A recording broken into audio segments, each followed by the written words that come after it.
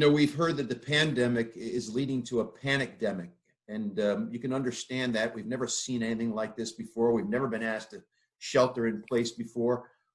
Sarah, I mean, what are some of the things people can do to avoid having the stress, anxiety, and loneliness become debilitating? Okay. One of the most important things, Jack, is to just recognize it early on. So it's like you're your own thermometer. You feel it. You can people, and I always ask them, where do you feel it? You know, is it in your tummy? Is it in your chest? Or do you feel your shoulders tightening? There's indications. Are you getting tense and terse with those around you? So the first thing is, like any intervention, is to just recognize it early. And then you have an opportunity to put some healthy coping mechanisms into place. And so some of those, from a psychotherapy standpoint, and also from a day-to-day, it's the value of just your breath.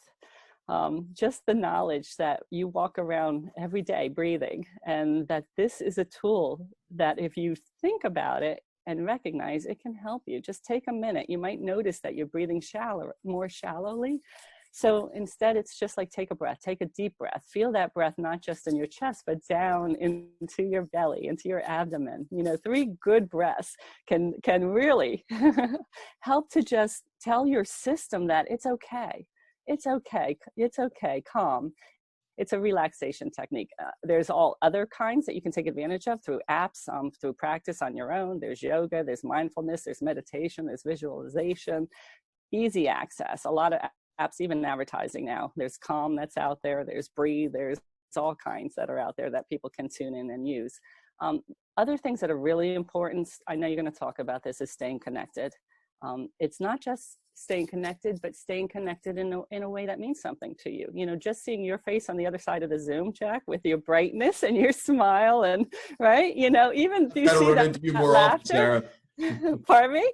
I need to run into you more often. Okay, well, but it's brightening, right? So, and that's a little bit of that brightening goes a long way. It's just pleasure, right? You know, and that's what people need to have pleasure. If they're able to connect with others that care about them, or they don't care, or even if they don't know them that well, and just, you know, develop a little bit of a bond. And then there's things that they can do on their own, which is humor goes a long way.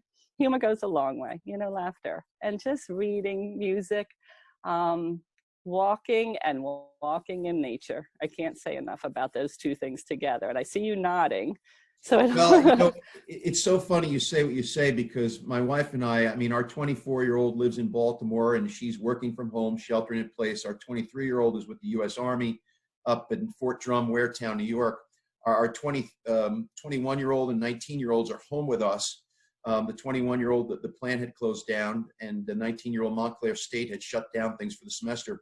My wife and I can't remember the last time 4 of us sat around the dinner table because of extracurricular activities and the pace of life.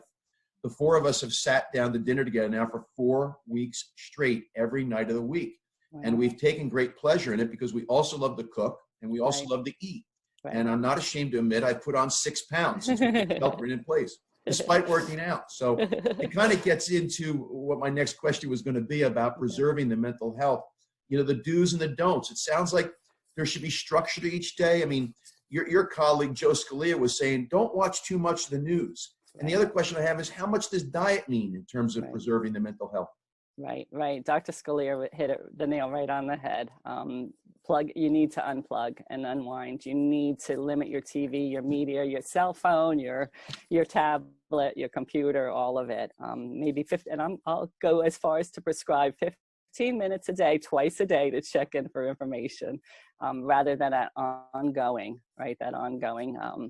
Also, another don't. You talk about the 6 pounds, and that's good, healthy eating. The good, healthy eating. We would like to avoid some of the junk food if we have an opportunity to do so, right? All of those quick fixes. So hearing you preparing food, getting involved in just that creative process and joining together with others, you're packaging in that 1 hour quite a bit that I think is worth offsetting that 6 pounds that you've gained. But this is not a time for, you know, too much alcohol for those, too much cannabis at all for those.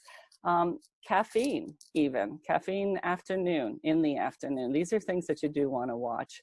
And then regular sleep, regular exercise, and the healthy eating, right? So you want to make sure that you have those fruits and those vegetables, the leafy vegetables, magnesium, you're getting your daily vitamin C, vitamin D, I heard Dr. Scalia talk about with you.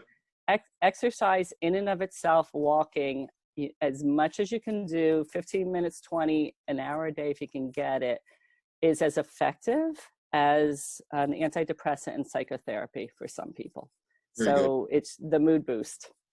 I want to put you at ease as a frontline clinician. I will tell you the 6 pounds is attributable to eating 3 very healthy meals a day as opposed to 1.5, which I usually do. I'm very glad to hear that. So you are structuring your time for important priorities like meals, as opposed to squeezing them in if and when. I'm very glad to hear that's a silver lining or a benefit of what we're going through. I read a fascinating article the other day in the health section of newspaper that symptoms of COVID-19 and a panic attack can be very similar in terms of chest tightening, in terms of difficulty breathing. We certainly want people to be able to make that differentiation. Talk about what a panic attack could feel like and what one does maybe before dialing 911.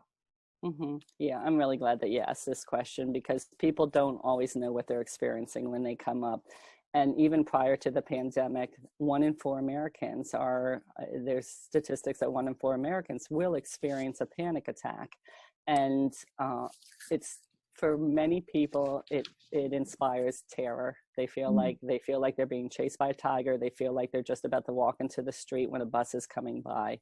It activates your physiological symptoms. So those things that you just talked about in terms of the blood rush, and let me just be clear, because it's important to distinguish, like you said, between this and something like COVID.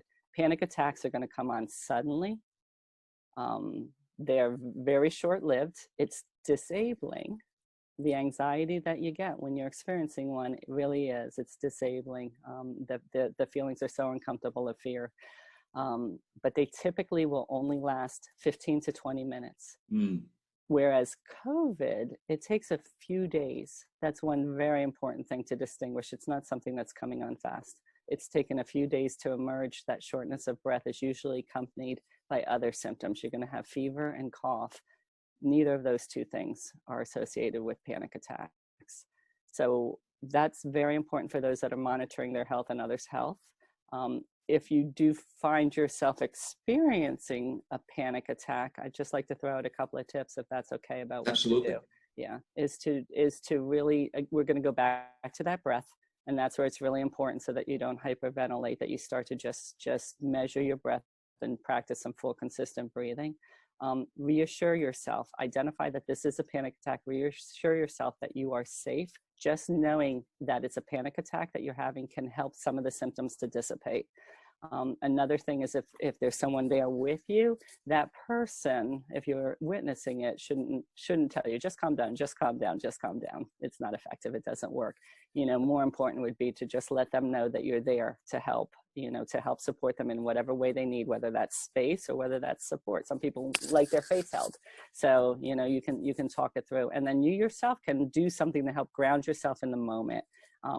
To also get your mind off of those debilitating symptoms that you're having at the moment. And it's a technique that's called 5, 4, 3, 2, 1, and you're engaging all of your senses. You would right then look at 5 things you can see, 4 things that you can touch, 3 things that you can hear, 2 things that you can smell, maybe 1 thing that you can taste, and that will help you through that experience. Well, that's very helpful, Sarah. Yeah.